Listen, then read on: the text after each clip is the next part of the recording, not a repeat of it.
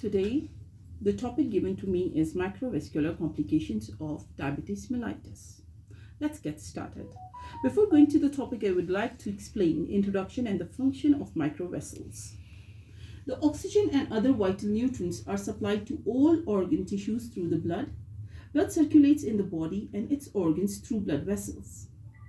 Blood vessels are further divided into two groups according to the size of vessels: aorta, coronary artery, vein, renal artery, vein, etc.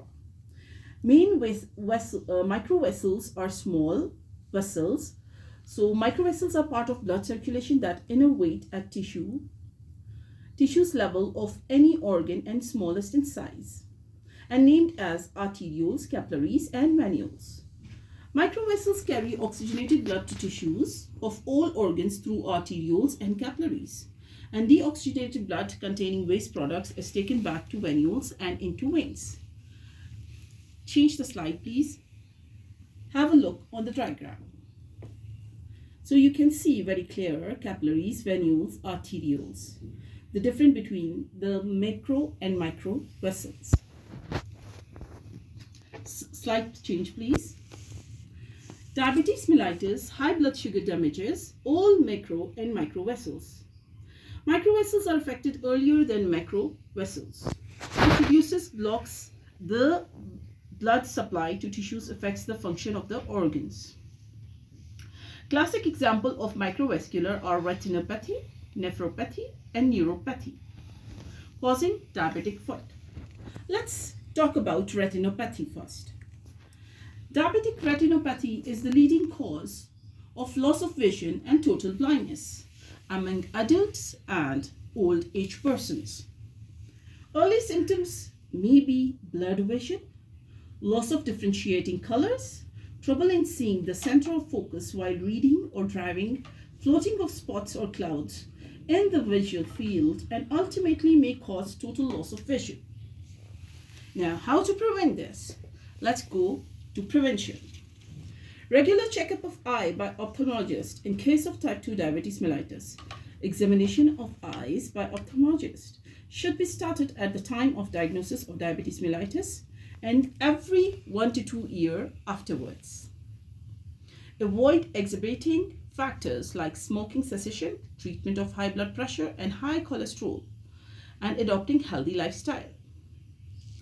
Now, let's talk about nephropathy, that is diabetic kidney disease.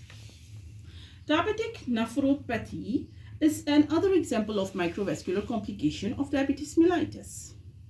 It is most common cause of renal failure. In early stages of diabetic nephropathy, there are no symptoms. Symptoms appear when 80% of kidney function is lost.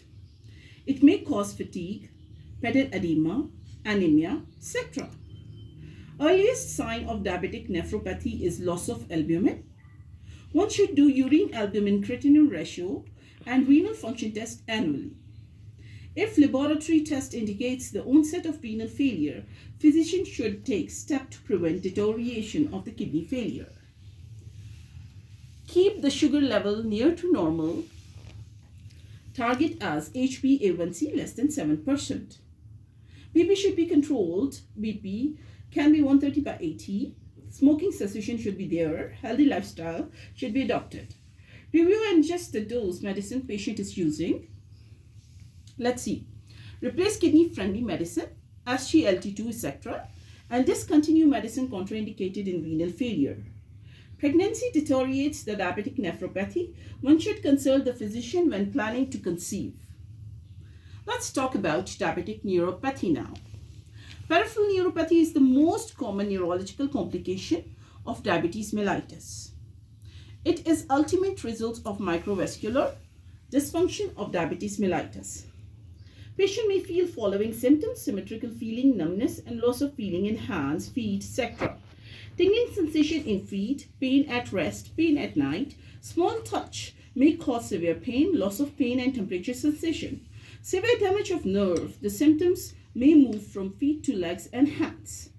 Now, let's talk about the prevention. Control blood sugar, HbA1c less than 7%.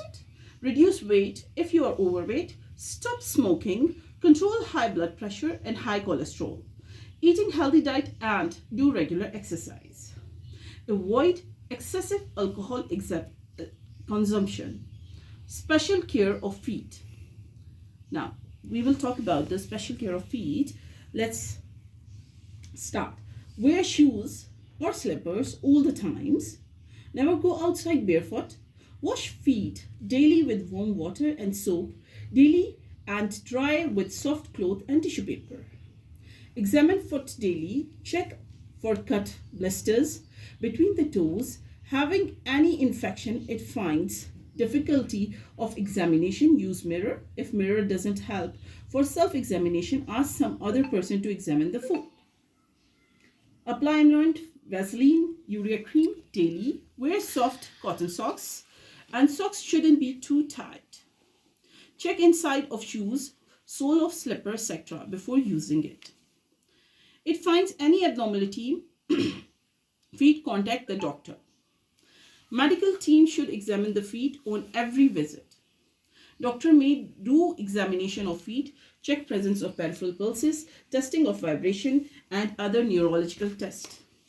He may advise blood tests to check vitamin B12, renal function tests, HbA1c, random fasting blood sugar, lipid panel and urine test to check spot albumin creatinine ratio.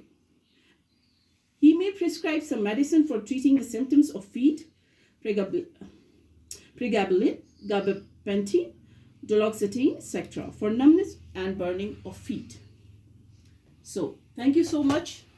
This is the topic all about microvascular complications of diabetes mellitus. Bye-bye.